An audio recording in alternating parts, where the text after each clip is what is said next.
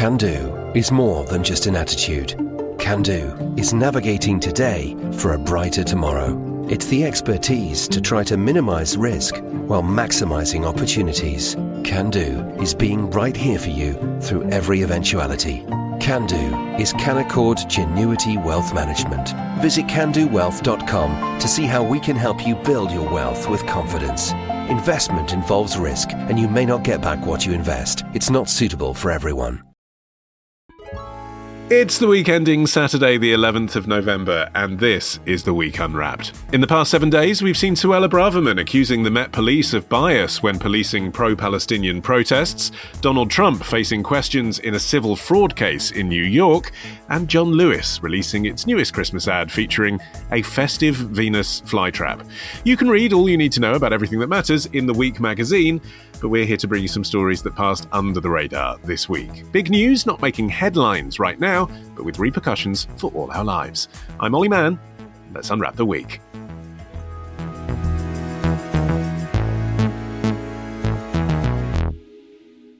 And joining me today from the week's digital team is Jamie Timson. From BBC Sport, we have Emma Smith, and freelance science and climate journalist Jessica Hullinger is back as well. Jamie, you're up first. What do you think this week should be remembered for? This week, a Prime Minister resigned after it was suggested they may have broken the law. How novel. Ao longo destes quase 8 anos em que exerço funções como Primeiro-Ministro, dediquei-me de alma e coração a servir Portugal e a servir os portugueses. António Costa resigning in the Portuguese Parliament this week, in Portuguese, obviously. Jamie, who is he, or was he, and what was he saying? Yes, so he is the Portuguese Prime Minister. He's been in power since 2015, and he resigned this week after police raided his official residence and confirmed his implication in a corruption probe over lithium mines and a green hydrogen project. The prosecutors are suggesting that there's been kind of alleged corruption and kind of lobbying in the concessions that have been given to companies to mine lithium in northern Portugal. Northern Portugal is kind of crucial to the EU taking back some of their reliance on China for lithium. And we obviously all know that lithium is very important for all of our stuff, really, that we use in the 21st century. So you kind of hinted in your tease into the story that there was something noble about him stepping down, but he's only resigned after literally there was a police raid on his home. Yeah. I there is a kind of a bit tongue in cheek with my reference to maybe the way in which we've had prime ministers that have broken the law in our country and not stepped down. But there is a difference between what is being alleged with António Costa, the kind of concerns, and certainly the concerns being raised by some of his supporters in Parliament, is that the prosecutor's office hasn't actually outlined exactly what connection António Costa has to the corruption that is alleged. And one of his supporters said, "We see with concern the judicial power toppling a government." It obviously leaves the president of Portugal, Rebelo de Sousa, in a bit of an interesting position, because he's now got to decide whether he asks the ruling party, which is the Socialist Party, to find a new leader, or more likely, and indeed what people suggest he will do, is that new elections must be held. Yes. And where does that leave, Emma, the people of Portugal? You know, are they going to face a snap election, and are they going to be happy about that? They only just voted this guy back in last year. Absolutely. His party was elected outright in the elections last year, and they really are in a sort of a difficult situation. They were due to vote on their 2024 budget this month, which now looks in a certain amount of jeopardy. Which it shouldn't, by the way, should it? Because like the UK, you know, displacing the Prime Minister, theoretically, another Prime Minister from the party could step in. They have a president, as Jamie mentioned, so that's different. This is just the leader of the party, but every indication seems to be, no, they're going to need another election now. I think that because of the dramatic nature of his forced resignation, mentioned police raids, allegations against his chief of staff who's been detained, it looks as though it's difficult for someone else who's connected to the Prime Minister to step in. So as you say, a snap election looks like it could well be taking place, which which would have a fascinating outcome, because Costa, having been Prime Minister since 2015, seemed a fairly popular figure, and like you say, was only elected with a majority last year. So it places the Portuguese voters in an interesting position. He hasn't actually admitted to doing anything wrong. He has denied that he has done anything that is inappropriate or illegal. Yes, his statement is, quote, "I believe that the dignity of the office of the Prime Minister is not compatible with any suspicion about your integrity, your good conduct, and even less with the practical suspicion of any criminal act. Therefore, in these circumstances, obviously, I presented my resignation." But Jess, what about the issue at hand, lithium? Jamie referenced what an essential ingredient lithium is in electric car batteries, in renewable energy. I think we all know that. Maybe what we didn't know, though, is that Portugal has significant reserves of it. What is the Portuguese role in the lithium economy? Yeah, Portugal's huge. So Portugal has something like 60,000 metric tons of known lithium reserves. That's a huge potential way to source lithium more locally, right? So wean the EU off of China and other places where lithium comes from, and to sort of streamline the transition to electric vehicles and other clean technology that rely on lithium. So yeah, it's huge. And a huge hot button issue, that, isn't it? Streamlining away from China, something we talked about with Rory Reid on this show before. Yeah, of course. I mean, we can talk all day about why we want to disconnect ourselves from the grip of China. But yeah, I mean, I think that being able to say, like, we have our own resources for this as we make this transition is huge. It could bring down costs. It could make production faster and easier. There obviously are local implications for mining materials like lithium. Locals tend to be up in arms about it. You can understand why. Mines tend to be pretty disruptive and gross. You can understand why this is a really controversial issue. And also there's a ton of money in it. And from what I can't quite get an understanding, as Jamie sort of hinted, what the problem, like what he did, what Costa did, but it seems to be related to like giving priority to local companies. Is that right? I think it's basically whether or not they went through the due process to be awarded the contracts, and potentially Costa's. But again, this is all alleged links to some of the companies involved, and particularly, as Emma said, his chief of staff and a couple of advisors close to him. So yeah, I think there's he's definitely got a case to answer, but he obviously still maintains his innocence.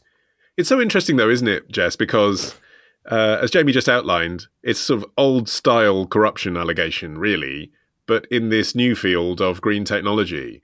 And I don't know, it almost feels like politically you're not allowed to criticise green developments because everyone thinks they're a good thing. But if everyone thinks they're a good thing and lots of money pours into them, then you're going to get the same problems you always get with politicians and money. Of course, yeah. When there's a lot of money, there's going to be a lot of corruption, a lot of people trying to take advantage of that. So yeah, I mean, I think that as we make the shift to green energy, there is going to need to be new parameters in place, new watchdogs in place to make sure that those processes are carried out legally and fairly and in a just manner. I think that this sort of raises a good example of where that is needed. And can we broaden this out, Jamie, to teach us anything more generally about the EU? Yeah, I think it comes at a kind of after a difficult period for the EU in terms of the kind of trust in it as an institution. Last week, France publicly came out and said that they didn't think the EU was doing enough to create an independent watchdog when it comes to fighting corruption. This is obviously all followed off on the back of something that was deemed Qatargate. That began at the end of last year, but kind of spilled over into this year, where it was revealed that kind of several European Parliament commissioners had been on sponsored trips, accepted free flights from Qatar, and kind of failed to declare a lot of gifts that had been given, both from Qatar and also Morocco, actually. And more recently, in July, there were questions over whether or not the probe into it will result in stricter regulations being placed on the institution. I think it's obviously interesting to look at trust in institutions, because I think it's something that we have felt in the UK, and it's not the kind of sole preserve of the European Union. There was a study out earlier this year that said just 22% of Britons now say they have confidence in Parliament. And crucially, it's the younger generations that have the least amount of trust. So this kind of corruption in Portugal, it does highlight a worrying trend where we do seem to lose faith in some of the things that are governing us. Yeah, and that kind of cash for favours corruption, Emma, is never very far off your radar in the sport world, is it? I mean, since you were last on the show, Saudi Arabia became the only nation to submit a bid to host the FIFA World Cup in 2034. Yes, and that bid, which, I mean, it was remarkable how on the Saudis were. FIFA opened the bidding 3 years earlier than expected, and Saudi submitted their full bid document 65 minutes after the bidding was declared open. They were so on it, like this Saudi efficiency they obviously wouldn't have known in advance about it being. It's very passionate. They can write very quickly. Exactly. It's amazing what you could get done. But the thing is, you talk about countries, and we do on this show all the time, like Qatar, like Saudi Arabia, and we talk about the obvious and flagrant, cash that's being poured into trying to advantage them. But advantage them with whom? It's often European countries, isn't it? So it affects us as well. Exactly. And obviously that's within the world of sport. But I mean, I suppose it's also sort of a reminder that this kind of corruption is it can be found closer to home. And I mean, it's interesting that this scandal in Portugal is come around. And after this, many of the lithium companies, the mining companies, have said that all contracts within Portugal should be considered annulled because they could well have been handed out illegally, which could have a huge knock-on effect to lithium supplies within Europe if all the contracts within Portugal have to go back to tender. I mean, Jess, one solution being proposed by Emmanuel Macron and the French Secretary of State for European Affairs, Laurence Boone, is an independent anti-corruption body for the EU. Do you think that has any legs? Yeah, I mean, I suppose it could do, but I think, yes, more oversight is definitely needed. I think it will also probably take harsher punishment, right? So you see a lot of people who are in politics that are caught out for being corrupt, and they step down, they apologize, and they're disgraced for a little while. And then here in particular, you see them sort of trickle back into politics and become sort of mini celebrities, and all is forgotten. And so I think that probably in order to disincentivize truly this kind of behavior, there's going to need to be very public, more harsh punishment, whether that's jail terms or fines or whatever. But I think that the consequences will have to be stronger in order to really start to see an impact. And in England, Jamie, it does feel like at least the kind of leaders that we have at the moment are ones who are very keen to say that they're playing with a straight bat, right? I mean, if there's a commonality between Keir Starmer and Rishi Sunak and Ed Davey, it's sort of that, isn't it? They're the kinds of people that don't appear to be people you would be able to bribe. Yeah, I mean, how much money would you need to bribe Rishi Sunak? Trust and integrity is important, and certainly coming off the back of Johnson's government, I think that was a big part of the Conservative Party trying to regain favour with voters, is to say that they're the ones to be trusted. I think just going back to this King's University study about trust in institutions, there was 5% of British Gen Zers expressed trust in the media. But interestingly, there was one foreign institution that bucked that trend and had gained in popularity. The study is done every year. And while British people seem to have less and less trust in British governments, they actually had more and more trust in the European Union. Thought you were going to say the weak. So yeah, maybe it's better when people don't know what they're talking about, really. Okay, thank you for that. Jess, you're up next after this. Can do is more than just an attitude. Can do is navigating today for a brighter tomorrow.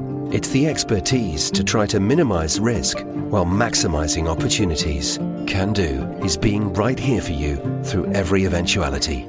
Can do is Canaccord Genuity Wealth Management. Visit candowealth.com to see how we can help you build your wealth with confidence. Investment involves risk, and you may not get back what you invest. It's not suitable for everyone.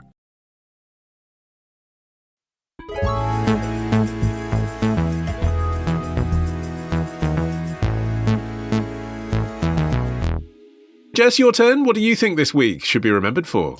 British museums are finally copping on to the climate crisis.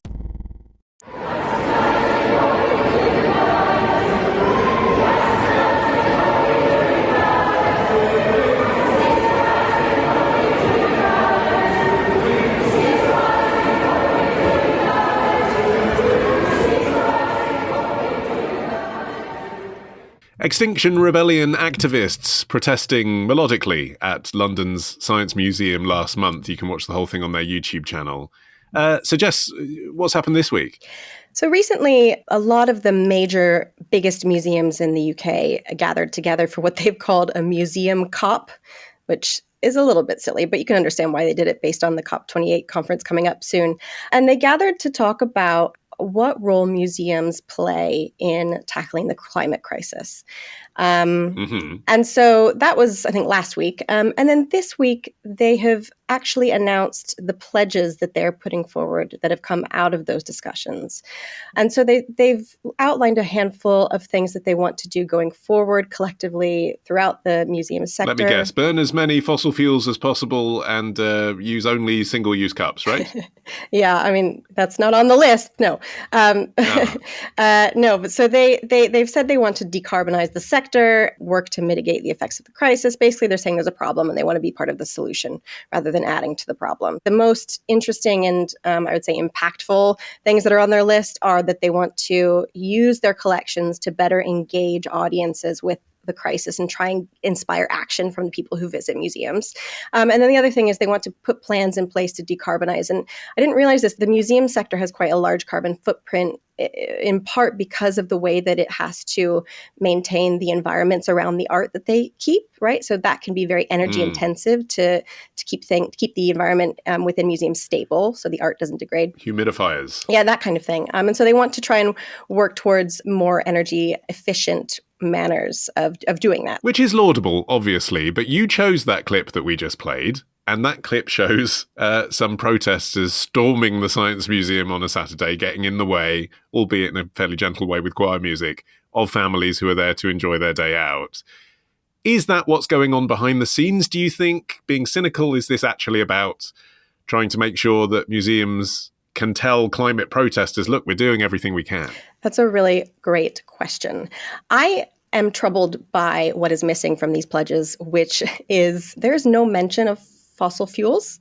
There's no mention of sponsorships from fossil fuel companies.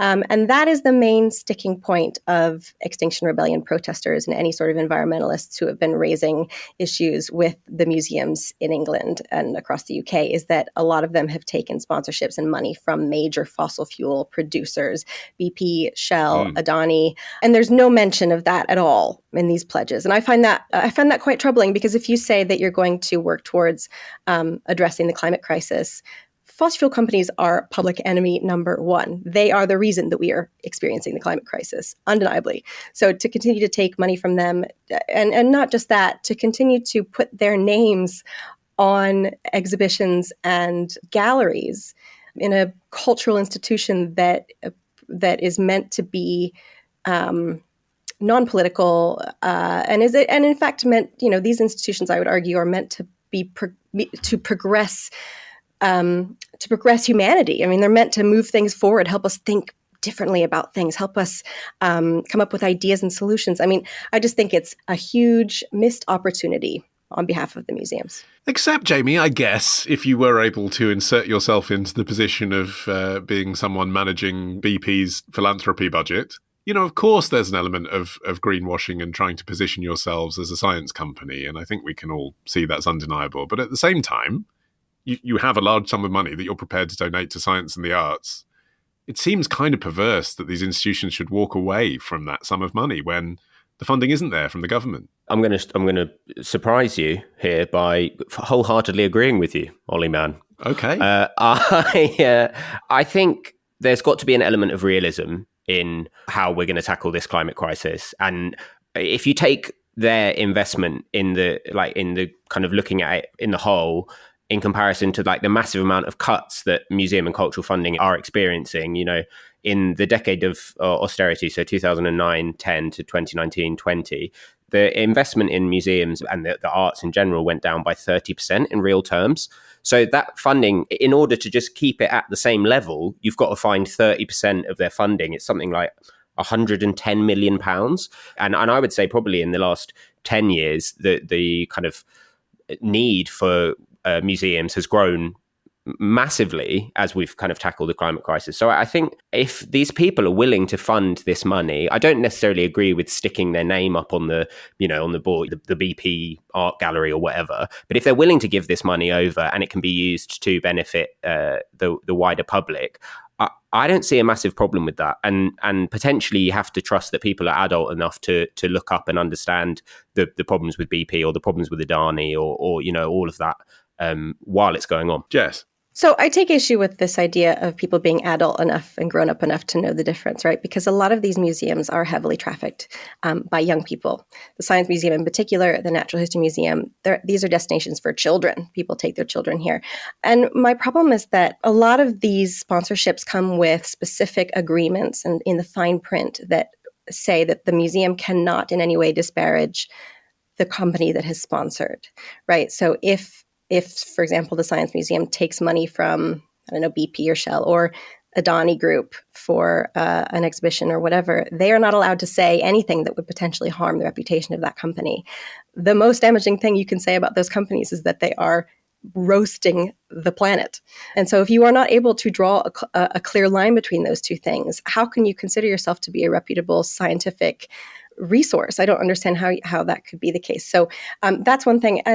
And I just also want to point out that next year in spring 2024, the Science Museum is opening a new gallery called the Energy Revolution Gallery, and it is sponsored by Adani, which is a massive coal and oil fossil fuel producer. Well, we should say, in fairness to those massive organisations and their legal teams that might be listening, that in the reporting that I've seen, it says anyway that the Science Museum inserted those clauses into the contract. That's a standard clause. We're not going to rubbish your company. It's not something that BP or Adani asked for. But yes, it is there. I mean, Emma, when it comes to people visiting the gallery and actually seeing the displays that are there, like Jess just described, what's, I guess, encouraging about this agreement is that all of these massive national museums are now saying, we're going to put focus on talking about the environment and the damage that's being done through climate change. That's got to be a good thing. Yeah, and I mean, in theory, a good place to inform people about the climate crisis is through museums, which is a place where people go to learn. And I think that there is certainly a way of museums working in education about the climate crisis into their current exhibitions and into related exhibitions. The statement coming out of the National Museum Directors Council was that museums are institutions with a long-term view. Many have collections relating to the Earth's 5 previous mass extinction events, and we are now in the midst of the 6th, the Anthropocene. UK museum leaders feel they have an ethical obligation to take action and alleviate that damage. So there is ways of working in. Obviously, the possible downside of that is that museums could be seen as a political move by museums, and historical sites in the UK which have engaged with sort of modernity and sort of modern issues have been accused of being that most toxic word, woke. You need to look at how the National Trust has been treated in certain corners of the media. Yeah, so this is after sort of Black Lives Matter stuff predominantly, wasn't it? The National Trust saying, by the way, this house you're in was built on money from slavery, and a lot of National Trust members saying, well, I didn't come here to learn about that. I came here to look at the pretty architecture. Yes, which I suppose it leads to sort of like the dichotomy of what people see museums as. Some people go there to learn about things such as, history, but also like the modern world and those things. But on the other hand, some people go there for, entertainment. People go there to take the kids somewhere like half term. So it's one of those things where museums perhaps are the perfect place to inform people about the climate crisis, but it has to be done in a way which isn't going to put, patrons' noses out of joint. Children is interesting though, isn't it, Jamie? You think about all those interactive galleries at places like the Science Museum that are designed for the kind of under 12s. And, as our colleagues on The Week Junior can tell us, the climate crisis is a massive issue for that demographic. I don't think they go to those galleries and would see it as wokery that they're being told about climate change. That's absolutely front and foremost of their minds anyway. Yeah, I think that's very true. And I think probably more connections between those that run museums and educational groups and educational charities can only be a good thing in terms of understanding what the next generation of people want to get out of their museums. The question of like whether it's too didactic is interesting, because I think I just know that some people have felt completely turned off by the news and the kind of constant overbearingness of what's going on in the world. And maybe they do want to take their child to an interactive dinosaur exhibit rather than one that's talking about the Greenland ice shelves and how it's going to cause a lot of issues. So I think there's a balancing act, right? And there's a way of doing it in which children can not be scared, but actually involved and learning through it. From my personal perspective, I'd love it if BP and Adani and whoever weren't involved in the museums and that they were funded through government money. I'm not sure how likely that is, sadly. And just that quote that Emma read out from the museum cop. We are now in the midst of the 6th mass extinction event, the Anthropocene. What is the Anthropocene? It's a new word for a lot of people. So the Anthropocene is, I think the way that it's defined is it's like basically the age of the human. It encompasses all of the changes that humans have brought to planet Earth. Foremost among them, the mass die-off of a lot of species, plants, animals, and what we've done to the planet. They can see that in obviously in ecological data, and they can also see it in like soil samples. They can see like a line basically in the history of the soil samples where human industrial activity really takes off. The Anthropocene is going to be a topic of conversation, especially as we continue to see the mass extinction of a lot of plants and animals as the climate crisis gets worse. Sorry, doom and gloom, but it is a thing. And I think like I take all the points about like we have to be able to look at this from a light perspective, and we don't want to just be all doom and gloom. And I think that I agree with Jamie and also with Emma, and that there are ways to handle this that are not as heavy as they could be. Yes. In the meantime, I'm just looking forward to more tasteful canvas bags from museum gift shops. You can never have too many of those. Emma, you're up next after this.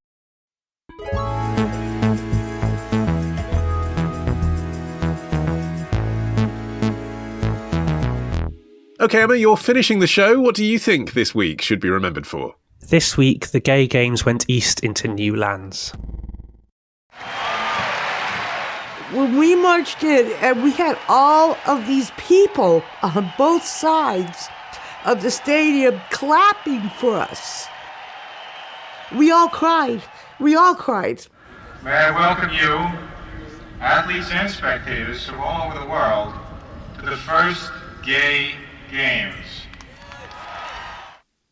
A clip from the 1982 Gay Games there, preceded by Sarah Waddell-Lewinstein from the Gay Games, speaking to the BBC World Service last week.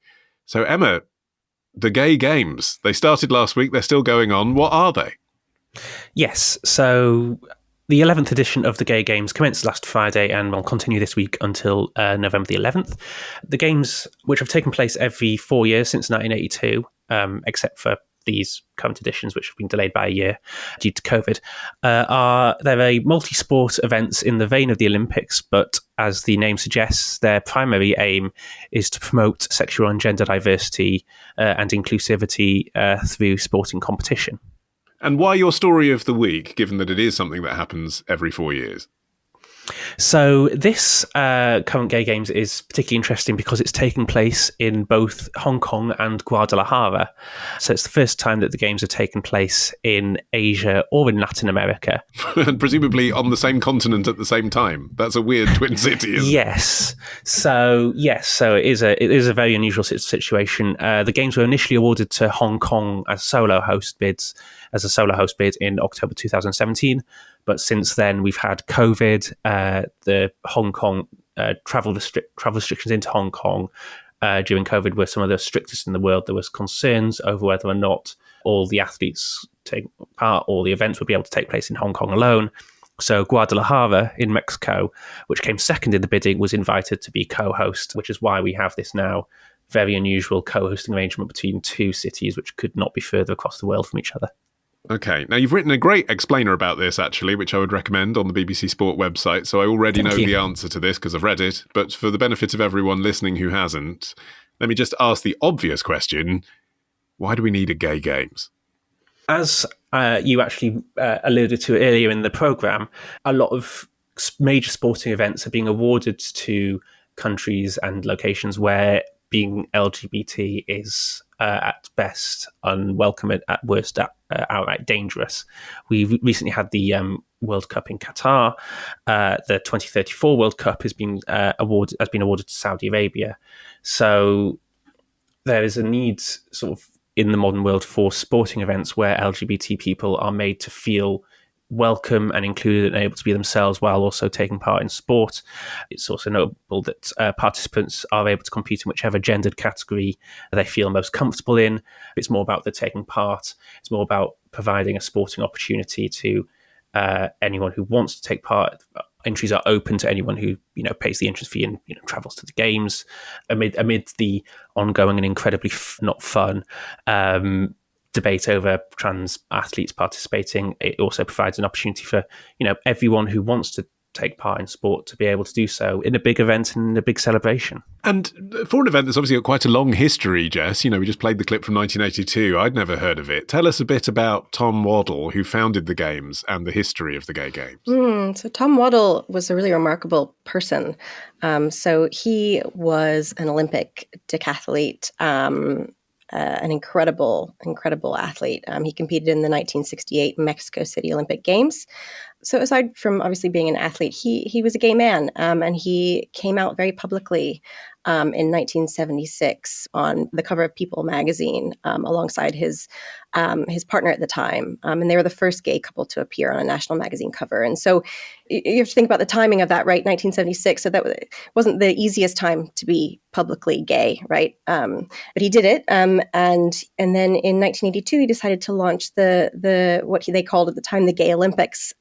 That was they weren't allowed to do that. Subsequently, the Olympics took issue with that, and so that it became the Gay Games, and it's just grown ever since. It's incredible how popular it is. I didn't realize that it has something like 8,000 participants every year. But yeah, he was really incredible, and he was diagnosed with AIDS in 1985 and died really just a few years later. But he did participate in the 1986 Games and actually won a gold medal in the javelin. And then he died the year later, which is remarkable. So he was an incredible person. Yes, and a groundbreaker, clearly, Jamie, but that was the 1970s. I mean, nowadays, the Olympics wouldn't say you can't use the word Olympic with the word gay because it's our trademark. They'd say you can't use it because we're the Gay Olympics. The Olympics would say, look at Megan Rapinoe, look at Tom Daley. I think 5 members of the US women's basketball team. There are plenty of gay athletes competing at the highest level. You don't need to have a separate gay games. Yeah, there were at least 185 openly LGBT athletes at the 2020 Olympics in Tokyo. But I actually think what's interesting is what they're trying to do with this version of the Gay Games, kind of taking it away from the kind of white Western-centric, look at LGBT issues, and obviously moving it to Hong Kong, which at this moment in time is in a very tricky position in terms of China and the control that they have over the laws and the government. At the moment, 60% of Hong Kongers, according to a study, now agree with same-sex marriage, which has gone up from 38%, but it's obviously not legal there. Taiwan is the only Asian country in which same-sex marriage is legal, and they've said that they won't be sending athletes to the Gay Games, specifically because they're worried about kind of pro-China lawmakers cracking down on the Games because of a national security law. And I don't think it's actually going to have much of a kind of a harsh effect. But as Jess alluded to, no previous Gay Games has had fewer than 8,000 participants. But this year's has only 2,485 registered in Guadalajara and only 2,381 participants in Hong Kong. One of the Gay Games athletes, Wayne Morgan, senior Australian athlete, actually said, "I wish the whole thing was cancelled and we could skip to Valencia in 2026, which is where the next one is." Personally, from my perspective, I think it's quite a good and important thing that they're trying to take it to new areas and new parts of the globe, but it obviously comes with some of the issues. Taiwan are sending athletes, but they're sending them rather than the short distances to Hong Kong, they're sending them to compete in events in Guadalajara, where these athletes will feel safer than they would do if they were taking part in Hong Kong. Jess? There is something to be said for holding these games in a place where it's not accepted, right? Where gay relationships, gay people, LGBTQ people are not included, and I think that it keeps the issue front and center, right? It keeps it in the public mind. It keeps people talking about it. It raises visibility. So one example of this is there's been a ruling by the top court in Hong Kong in September that set a 2-year deadline for the government to establish a legal framework to recognize same-sex unions. That kind of thing only comes about if there's a sort of jostling for it, right? If people say, I know people who are gay and they were empowered to say so or be in the public eye at the gay games, I think it keeps the conversation going and raises awareness and prevents it from going silent. So I think it's a good thing. And you mentioned earlier, it feeling more inclusive in the sense that someone can enter the games as whichever gender they feel most comfortable as.